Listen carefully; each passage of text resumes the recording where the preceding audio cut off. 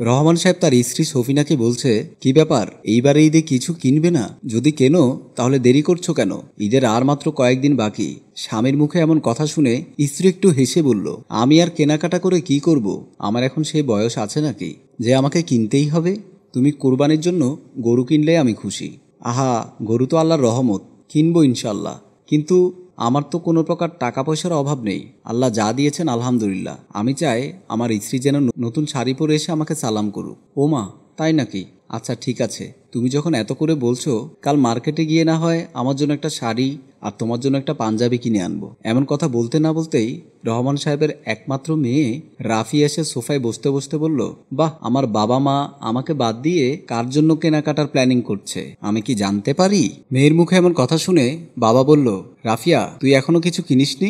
না, এটা আমি মেনে নিতে পারলাম না। কোরবানি ঈদের মাত্র কয়েকদিন বাকি, অথচ আমার একমাত্র মেয়ে কিছুই কেনেনি। সাফিনা, তুমি কি আমার মেয়ে ঈদের কেনাকাটা করতে না করেছো?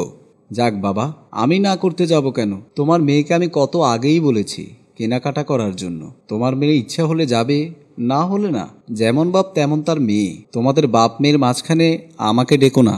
মায়ের মুখে এমন কথা শুনে মেয়ে বলল, বাবা, আমি চাই তুমি, আমি আর মা সবাই মিলে একসাথে মার্কেটে গিয়ে কেনাকাটা করে নিয়ে আসবো। তুমি না করতে পারবে না বাবা, প্লিজ বাবা। আচ্ছা ঠিক আছে মা, তুই যা বলবি তাই হবে। আমরা সবাই মিলে একসাথে মার্কেট করতে যাব। এমন কথা বলতে না বলতেই কাজের ছেলে কদুমিয়া বাজার নিয়ে এসে বলে, ম্যাডাম, আপনার বাজার নিয়ে এসেছি। জবাবে সফিনা বেগম বলে, বাজার নিয়ে রান্নাঘরে রেখে যা, আমি আসছি। আচ্ছা ঠিক আছে ম্যাডাম। তারপর কাজের ছেলে কদুমিয়া বাজার নিয়ে রান্নাঘরের দিকে চলে যায়। কদুমিয়া চলে যাওয়ার পর রহমান সাহেবের মেয়ে বলল, বাবা, তুমি কিন্তু প্রতিবার একা গিয়ে কোরবানির গরু কিনে আনো, এবার কিন্তু আমিও তোমার সাথে গরু কিনতে যাব।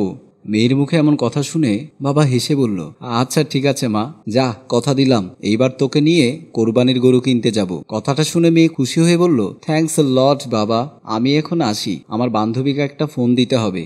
তারপর বিদায় নিয়ে রাফিয়া তার রুমের ভেতর চলে যায়। মেয়ে চলে যাওয়ার পর সফিনা বেগম বলল, আচ্ছা তাহলে আমি যাই, বাজার নিয়ে এসেছে, রান্নার কাজ শেষ করে ফেলি। আচ্ছা ঠিক আছে, যাও, আর এক ফাঁকে আমাকে একটু চা দিও। আচ্ছা ঠিক আছে। এমন কথা বলার পর সফিনা বেগম রান্নাঘরের দিকে চলে গেলেন। রহমান সাহেব তার সামনে টি টেবিলে রাখা পত্রিকা হাতে নিয়ে পড়তে লাগলেন। এর মধ্যেই কাজের ছেলে কদুমিয়া এসে বলল, স্যার, একটা কথা কমু। বল, কি বলবি? না, বলছিলাম প্রতি বছর কোরবানির ঈদে আমাকে আপনাদের পছন্দ মতো কাপড় চোপড় দেন। আমার একখান ইচ্ছা ছিল আপনাদের সাথে গিয়ে নিজের পছন্দ মতো কিছু কিনবো। কথাটা শুনে রহমান সাহেব বললেন, ও আচ্ছা, এই কথা। যা, এবার তুইও যাবি আমাদের সাথে। আমরা আগামীকাল সন্ধ্যার পর মার্কেটে যাব, তুইও যাবি আমাদের সাথে। কাজের ছেলে এমন কথা শোনার পর খুশি হয়ে সুন্দর করে একটা হাসি দিয়ে বলল, আল্লাহ আপনার ভালো করুক স্যার। যাক বাবা। ছেলেটির কথাটা মাটিতে পড়তে না পড়তেই রান্নাঘর থেকে চিৎকারের আওয়াজ রহমান সাহেব এবং কদুমিয়ার কানে আসা মাত্রই অবাক হয়ে দুজনে রান্নাঘরের দিকে চলে যায়। সফিনা বেগম কাজের ছেলের আনা বাজারগুলো দেখে মাথা নষ্ট। যা বাজার করেছে তার মধ্যে আলু, পেঁয়াজ, পচা। কদুমিয়া এবং রহমান সাহেব আসার পর স্ত্রীকে জিজ্ঞেস করলো, কি ব্যাপার, তুমি এত চিৎকার করলে কেন? চিৎকার করব না, কি করব? এই দেখো, প্রতিদিনকার মতো আজকেও বাজারের পচা বাজার করে নিয়ে এসেছে। কি বলছো তুমি? এমন কথা বলে বাজারের ব্যাগ চেক করে কাজের ছেলেকে বলল, এই হারামজাদা, তুই বাগদাদ গ্রোসারি মার্ট সব থেকে বাজার করিসনি? জি স্যার, আমি সবসময় ওখান থেকেই করি। তাহলে আলু, পেঁয়াজ পচা পড়লো কেন? আর তুই তেল কত করে এনেছিস? 200 টাকা স্যার। ওইখানে সব জিনিসের দাম এত বেশি? কি বলিস? আমি যতদূর জানি বাগদাদ গ্রোসারি মার্ট শপে সকল প্রকার দ্রব্য সুলভ মূল্যে পাওয়া যায়। আচ্ছা, তুই মেমোটা দে, আমি দেখি কোনটার কোন দাম রেখেছে। এই নিন স্যার। মেমো দেখার পর রহমান সাহেবের মাথা গরম হয়ে যায়। বলল, বাগদাদ শপের মেমো তো এইটা না। তারা বাজারের খরচের receipt, computer type receipt print out করে দেয়, সেটা না দিয়ে হাতে লিখে মেমো কেন দিল? আমি তো কিছুই বুঝি না। এমন কথা বলতেই স্ত্রী বলল, আমার মনে হয় ও বাজারের টাকা চুরি করে নিজের পকেটে ভরে। তুমি এই মুহূর্তে তাকে নিয়ে মার্কেটে যাবে। তুমি ঠিকই বলছো। এই চল আমার সাথে। আসার সাথে করে এই বাজারগুলো নিয়ে চল। তুই নিচে গিয়ে দাঁড়া, আমি চেঞ্জ করে আসছি। এমন কথা শুনে কাজের ছেলে ভয়ে ভয়ে বলল, আচ্ছা ঠিক আছে স্যার। মাথা নিচু করে বাজারগুলো নিয়ে চলে গেল। যাই হোক, অবশেষে বাড়ির কাজের ছেলে কদুমিয়াকে সাথে করে নিয়ে বাগদাদ গ্রোসারি মার্কেটে চলে এলেন বাড়ির কর্তা রহমান সাহেব। দোকানে ঢুকতেই রহমান সাহেব ম্যানেজারকে বললেন, আচ্ছা ম্যানেজার সাহেব, এই ছেলেটা কিছুক্ষণ আগে আপনাদের এখান থেকে কিছু বাজার নিয়ে গেছে। আমি একটা জিনিস বুঝতে পারছি না, আপনারা কবে থেকে এরকম মানুষ ঠকানোর ব্যবসা শুরু করলেন? রহমান সাহেবের মুখে এমন কথা শুনে ম্যানেজার অবাক হয়ে বলল, এইসব আপনি কি বলছেন? আমরা মানুষ ঠকানোর কাজ শুরু করেছি মানে? বিষয়টা একটু বুঝিয়ে বলবেন। এই প্রথম আপনার মতো একজন ক্রেতা অভিযোগ করলেন। অভিযোগ করবে না তো কি করবে? আমি সব সময় আপনাদের এই বাগদাদ গ্রোসারি শপ ছাড়া অন্য কোথাও খরচ করি না।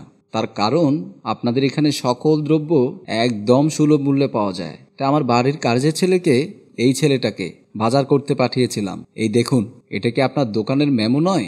আপনার হাতের লেখা নয়? ম্যানেজার মেমো দেখে অবাক হয়ে বললেন, এই ছেলেকে তো আমি কখনো দেখিনি। আমাদের এখানে সে সদাই নিতে। তাছাড়া এই ধরনের হাতের লেখার মেমো আমরা ক্রেতাদের দেই না। কোনো প্রকার সিস্টেম নেই। বরং আমাদের অনলাইনে ক্যাশ মেমো আমরা দিয়ে থাকি, যেটা শুধুমাত্র কম্পিউটার টাইপ করে প্রিন্ট আউট করা হয়। এরকম হাতে লেখা মেমো দিলে তো আমাদের চাকরি থাকবে না, সোজা গ্রামের বাড়ি চলে যেতে হবে। এমন কথায় কাজের ছেলে কদুমিয়া আমতা আমতা করতে লাগলো। তারপর বলল, মানে স্যার, আমি যখন খরচ নিয়েছি তখন এই ম্যানেজার ছিল না। তারপর দোকানে কারেন্টও ছিল না, অন্য একজন ছিল। তাই অন্ধকারে বাজার ব্যাগের ভেতর দিয়ে হাতে লিখে মেমো ধরিয়ে দিয়েছে। ম্যানেজার কথাটা শুনে বলল, এই ছেলে, একদম মিথ্যা বলবা না। আমাদের এই সব সিসি ক্যামেরা দ্বারা নিয়ন্ত্রিত। আরেকবার মিথ্যা বললে সিসি ফুটেজ চেক করে দেখাবো। স্যার, আপনার এই ছেলের কথা একদম বিশ্বাস করবেন না। আমাদের এখানে বিদ্যুৎ চলে গেলে আমাদের আইপিএস এর ব্যবস্থা আছে, সুতরাং আমরা কখনো হাতে লিখে ক্যাশ মেমো ক্রেতাদের দেই না। রহমান সাহেব আর বুঝতে বাকি রইল না, কাজের ছেলেকে কষে একটা থাপ্পড় বসিয়ে দিল। বলল, হারামজাদা, গত 3 বছর যাবত তোকে বাগদাদ গ্রোসারি শপে পাঠিয়েছি। এখন যদি সাথে না আসতাম তাহলে তো আমি কিছুই জানতাম না। এতদিন পচা আলু, পেঁয়াজ ইত্যাদি খরচ অন্য জায়গা থেকে বেশি দামে কিনে নিয়েছিস। স্যার, এখানে তো জিনিসপত্রের দামও অনেক বেশি, তা আমি বাহিরে কম দামে পাই দেখে নেওয়া যায়। কম দামে বাহির থেকে আমার জন্য পচা জিনিস বাজার করে দ্বিগুণ দামে হিসাব দিয়ে বলিস তুই কম দামে জিনিস কিনে থাকিস। এখন শোন, এখানে তোকে কেন পাঠায়? এমন কথা বলে রহমান সাহেব বললেন, ম্যানেজার সাহেব, আপনাদের এখানে 1 লিটার তেলের মূল্য কত? জি স্যার, 107 টাকা মাত্র। এত কম কেন? আপনারা তো বাড়িয়ে বিক্রি করতে পারতেন। জি না, আমরা অনৈতিক কাজ করি না। আমাদের এখানে পুরনো স্টক করা মাল আছে, তাই আমরা সুলভ মূল্যে বিক্রি করে থাকি। ভালো মানের দ্রব্যের ব্যবস্থা আছে। ক্রেতাদের সেবায় নিয়মিত আছি এবং থাকব। কম খরচে এখানে ভালো মানের দ্রব্যের ব্যবস্থা আছে। সো লেস প্রফিট মোর সেল। ম্যানেজারের মুখে এমন কথা শুনে আর দেরি করলেন না। বললেন, সম্মানিত ভিউয়ার্স, আপনারা যদি সুলভ মূল্যে ভালো জিনিস পেতে চান তাহলে অবশ্যই আপনি নিজে অথবা আপনার পছন্দের মানুষটিকে বাগদাদ গ্রোসারি মার্টে পাঠিয়ে দিন। সুপ্রিয় দর্শক, বিশ্বাস করে আপনার ঘরের দায়িত্ব অন্যের হাতে তুলে দেওয়ার আগে একবার ভাবা উচিত বলে মনে করি। নিজের কাজ অন্যের উপর চাপিয়ে দেবেন না। নিজের কাজ নিজে করার মধ্যে অসাধারণ আনন্দ। রচনায় মামুন মিজি। ধন্যবাদ।